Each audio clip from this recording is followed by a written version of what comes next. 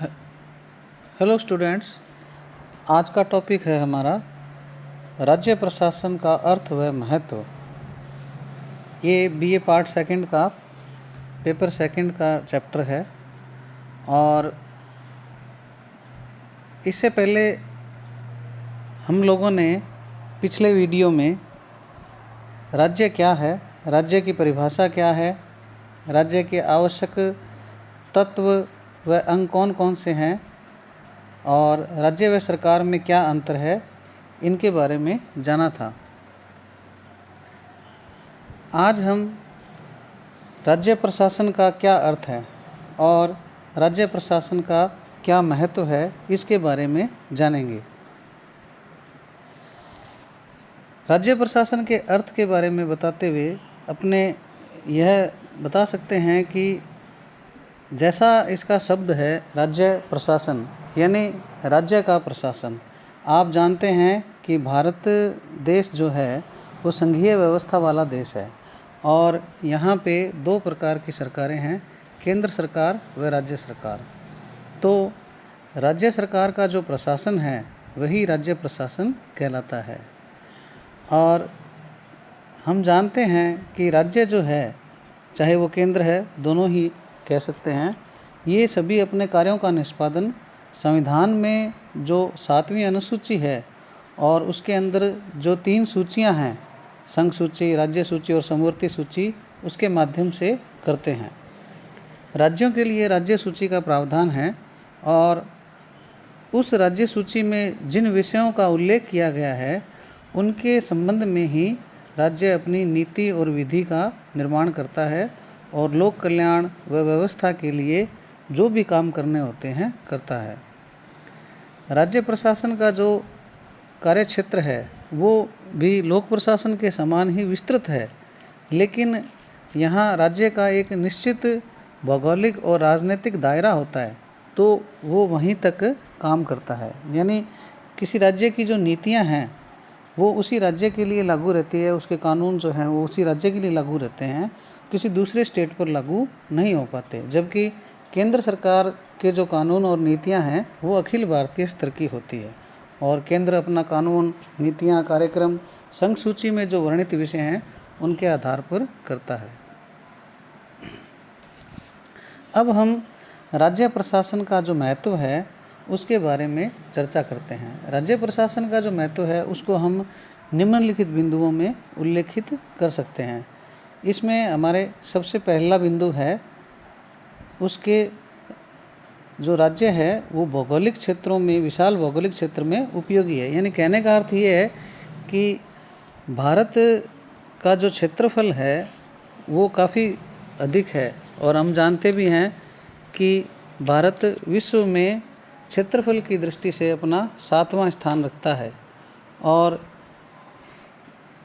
इस विशाल भौगोलिक क्षेत्र में भारत को नियंत्रण, संचार, पर्यवेक्षण, समन्वय आदि अनेक कार्य करने होते हैं। यदि एकात्मक व्यवस्था रखी जाए तो उस स्थिति में क्या है, इन कार्यों को संपन्न करना बड़ा मुश्किल हो जाता है। तो उस स्थिति में विशाल भौगोलिक क्षेत्र में राज्य प्रशासन का महत्व बढ़ जाता है। विभिन्न भौगोलिक परिस्थितियों में उपस्थित जो समस्याएं हैं उनको छुटकारा पाने के लिए राज्य प्रशासन सार्थक प्रयास करता है। और इसके अलावा केंद्र सरकार भी इस मामले में अपना प्रयास करती है, लेकिन जो स्थानीय समस्याएं हैं उनकी प्रकृति व जो गंभीरता है उनको स्थानीय व्यक्ति भली भांति समझते हैं और उनके द्वारा जो किए गए प्रयास हैं वो ज़्यादा कुशल सिद्ध होते हैं। इसलिए राज्य का प्रशासन विशाल भौगोलिक क्षेत्र में बड़ा ही महत्वपूर्ण है। दूसरा बिंदु हम देखते हैं, सामाजिक सांस्कृतिक विभिन्नताओं में आवश्यक है। हम जानते हैं कि प्राचीन काल से ही भारत विभिन्न प्रकार की सभ्यताओं और संस्कृतियों की शरणस्थली रहा है। पश्चिम से विभिन्न आक्रांता आए और उसमें अनेक प्रकार की संस्कृतियाँ, धर्म, भाषाएं, हमारी जो आर्य संस्कृति है उसमें समाहित होते गए।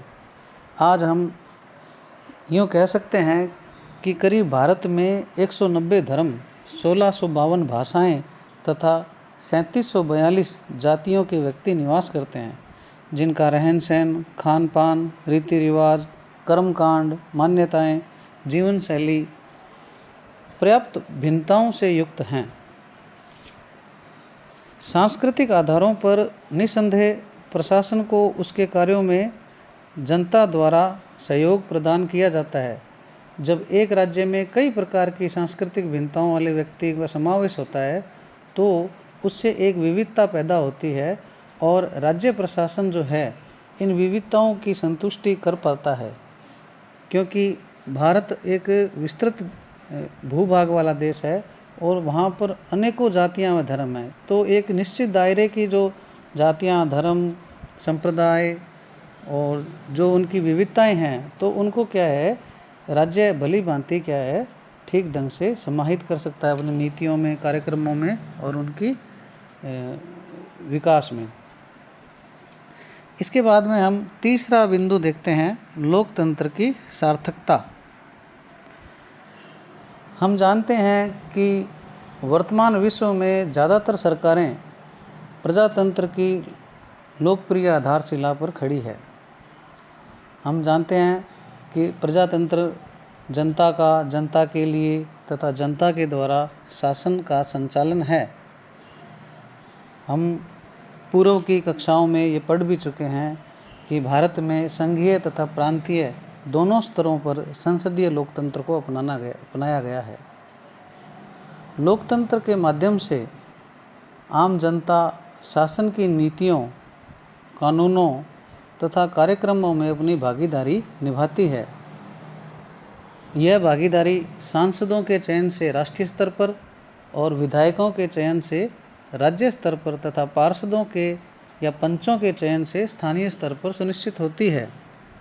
लोकतांत्रिक विकेंद्रीकरण को मूर्त रूप देने में राज्य प्रशासन महत्वपूर्ण भूमिका निभाता है। इसके बाद में अगला महत्व है कल्याणकारी कार्यों की पूर्ति। हम सब जानते हैं कि आधुनिक शासन व्यवस्थाएं हैं, उनका मूलभूत दायित्व जन कल्याण, सुरक्षा, विकास, इन सब को गति प्रदान करना है। लोक कल्याणकारी राज्य के अस्तित्व के बाद अब प्रत्येक कल्याणकारी जो प्रक्रिया या प्रवृत्ति है वह सरकारों के प्रयास पर निर्भर हुई है। भारत के संविधान की 7वीं अनुसूची, जिसका उल्लेख अनुच्छेद 246 में किया गया है, उसके माध्यम से शासन के विषयों को संघीय, राज्य और समवर्ती सूचियों में विभक्त किया गया है। संघ सूची के जो विषय हैं वो बड़े ही महत्वपूर्ण और राष्ट्रीय महत्व के होते हैं, जैसे रक्षा, विदेशी मामले, परमाणु, अंतरिक्ष, रेलवे, दूरसंचार, वायु परिवहन आदि शामिल होते हैं। जबकि राज्य सूची में ऐसे विषय होते हैं जो नागरिकों की दैनंदिन आवश्यकताओं से जुड़े हुए होते हैं। इस प्रकार राज्य प्रशासन के माध्यम से लोक कल्याण को बढ़ावा दिया जाता है। इसके बाद में हम राष्ट्रीय एकता में सहायक है राज्य प्रशासन। इसमें हम ये कह सकते हैं कि भारत सहित अधिकांश संघात्मक शासन व्यवस्था वाले देशों में राष्ट्र की सीमा सुरक्षा का उत्तरदायित्व संघीय सरकार का होता है, लेकिन राष्ट्र की रक्षा केवल रक्षा सीमाओं से ही नहीं होती, बल्कि राष्ट्र की रचना में सम्मिलित राज्य की भावनाएं भी बड़ी महत्वपूर्ण होती है। क्योंकि राज्य की जो आंतरिक स्थितियां हैं और राज्य में होने वाली जो घटनाएं हैं, चाहे वो सांप्रदायिक दंगे हो, भाषाई विवाद हो, क्षेत्रीय असंतुलन हो, आतंकवाद हो तथा अन्य राजनीतिक समस्याएं हों, ये सभी जो हैं आंतरिक मुद्दे, इनको भली भांति क्या है राज्य अपने स्तर पर निपटा पाता है। तो जो स्थानीय स्तर पर जो समस्याएं हैं और राज्य लेवल की जो समस्याएं हैं, उनको क्या है राज्य प्रशासन भली भांति निपटा कर केंद्र में सहयोग प्रदान करता है और राष्ट्रीय एकता में सहायक बनता है। इसके पश्चात अगला महत्व है संघ के समानांतर कार्यकारी अभिकरण के रूप में। हम सब जानते हैं कि केंद्र सरकार के द्वारा तैयार की गई नीतियों, कार्यक्रमों और योजनाओं को गांव-गांव, ढाणी-ढाणी स्तर पर लागू करने में राज्य प्रशासन का बड़ा ही महत्व है। राज्यों के संघ के रूप में भारत अपने संवैधानिक आदर्शों और लक्ष्यों की पूर्ति राज्य प्रशासन के माध्यम से ही कर सकता है। लोकसभा चुनाव के समय आप लोगों को पता है, केंद्र को लाखों की संख्या में विश्वसनीय कार्मिक, वाहन, प्रशासन तंत्र की आवश्यकता होती है। इस जटिल कार्य को केवल राज्य प्रशासन के माध्यम से ही पूरा कर सकते हैं। राष्ट्रीय महत्व के अनेक कार्यक्रम हैं, जैसे जनगणना, साक्षरता, पल्स पोलियो, पर्यावरण चेतना। इन सभी में भी राज्य प्रशासन और उससे जुड़े हुए कर्मचारी सहयोग प्रदान करते हैं। इसके अलावा केंद्र की संपत्तियों की रक्षा, केंद्र सरकार के यानी संघीय सरकार के जो टैक्सेस हैं और उनके जो शुल्क हैं उनको एकत्रित करना, और इसके अलावा संघीय कार्यों का राज्यों में निस्तारण और संघ के निर्देशों की पालना करने में राज्य आगे रहता है। इसके बाद में हम अगला महत्व देखते हैं, जनसंपर्क का माध्यम। राज्य प्रशासन में कार्यरत राजनीतिक मंत्री तथा कर्मचारी, लोक सेवक दोनों का राज्य की जनता से निकट संपर्क रहता है। राज्य प्रशासन की विकेंद्रीकृत प्रशासनिक इकाइयाँ जैसे पंचायती राज या स्थानीय नगरीय निकाय जनता के निकट संपर्क बनाए रखते हैं। ये इकाइयाँ राज्य सरकार की नीतियों और कार्यक्रमों का आम जनता में प्रचार प्रसार करती है तथा जनसाधारण की समस्याओं व परिवेदनाओं का निस्तारण भी करती है। इसी प्रकार हम देखते हैं, राज्य के मुख्यमंत्री, मंत्री, विधायक अपने क्षेत्रों का दौरा करते रहते हैं और जनता की समस्याएं सुन सकते हैं तथा आवश्यक कार्रवाई तत्परता से करवा सकते हैं, जबकि यही कार्य भारत जैसे विशाल देश में संघीय प्रशासन के द्वारा आसानी से संभव नहीं है। तो इस प्रकार से जनसंपर्क का माध्यम राज्य प्रशासन बनता है। इसके पश्चात अंतिम महत्व है लोक सेवकों की आत्मीयता तथा प्रतिबद्धता। आप सभी को पता है, वर्तमान में आधुनिक शासन व्यवस्थाओं में कर्मचारी तंत्र जो है उसका बड़ा महत्व है। भारत में अखिल भारतीय सेवाएं, केंद्रीय सेवाएं तथा राज्य सेवाएं हैं। इन सभी सेवाओं के जो कर्मचारी हैं लगभग 2 करोड़ से अधिक हैं। उसमें से करीब 37 लाख के आसपास केंद्रीय सेवाओं के कर्मचारी हैं, बाकी शेष राज्य सेवाओं से जुड़े हुए हैं। यदि हम राजस्थान की बात करें तो राजस्थान में करीब 7 लाख कर्मचारी हैं और हम ये कह सकते हैं, यह हमारा सौभाग्य है कि राजस्थान का राज्य प्रशासन तथा इसके कार्मिकों की कार्यशैली कई राज्यों से बेहतर तथा संवेदनशील मानी जाती है, क्योंकि राजस्थान की संस्कृति यहाँ के प्रशासन को तथा लोक सेवकों को राज्य की जनता के प्रति संवेदनशील बनाती है। इस प्रकार उपरोक्त बिंदुओं के माध्यम से हम कह सकते हैं कि राज्य प्रशासन का अपना विशिष्ट महत्व है।